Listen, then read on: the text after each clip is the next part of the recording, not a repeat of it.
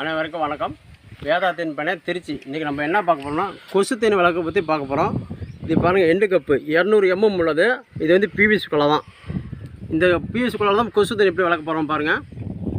போட்டிருக்கோம் பாருங்கள், இது சின்னதாக இந்தளவுக்கு இருந்தால் போதும். அடுத்து என்ன பண்ணுறோம், இது ஏற்கனவே இதை கட் பண்ணி வச்சுருக்கோம். இந்த பக்கம் ஒயிட்டாக இருக்கும், இந்த பக்கம் பிளாக்காக இருக்கும். இந்த பிளாக் வந்து கீழே வரணும். இப்படி வச்சு முடிச்சிடும். உள்ளுக்கு வந்து இருட்டு தேவை, அதனால தான் இந்த மாதிரி வச்சுருக்கோம். அடுத்து என்ன பண்ண பாருங்கள், இந்த டேப் வச்சு சுற்ற போகிறோம். சின்னதாக பீஸ் கட் பண்ணி வச்சுக்கணும். இது என்னது, நம்ம நவராமல் இருக்க வச்சுக்கிறோம்.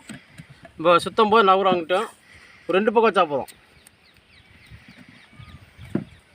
நம்ம இந்த முறையில் வளர்க்கும் போது பாருங்கள், இதில் இந்த ஒரு ஹோல்சேல் மட்டும் தான் தேனி வரும். இந்த ஹோல்சேல் தான் தேனி இதில் வந்து இதில் தான் வரும், இதில் தான் போவோம்.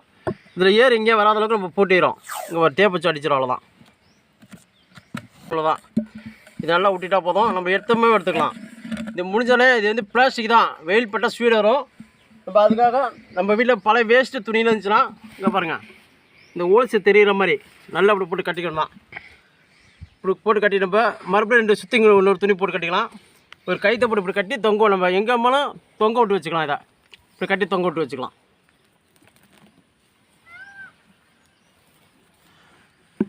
இந்த ஓட்டையை விட்டு நம்ம கட்டிக்கலாம். பாருங்கள், இந்த மேலே தான் முடிஞ்சிச்சு. பாருங்கள், நம்ம எங்கேயுமே தொங்க விட்டுக்கலாம். அப்படி தொங்க விட்டலாம். எப்போதுமே நிழலில் தான் இருக்கணும். எந்த தேன் பெட்டியாக இருந்தாலும் நிழலில் தான் வைக்கணும். வணக்கம். அடுத்த வீடியோவை நம்ம எப்படி தேனி வந்து உள்ளுக்க வச்சுருக்கோமோ அடுத்த வீடியோ எடுத்துக்கிடுவோம்.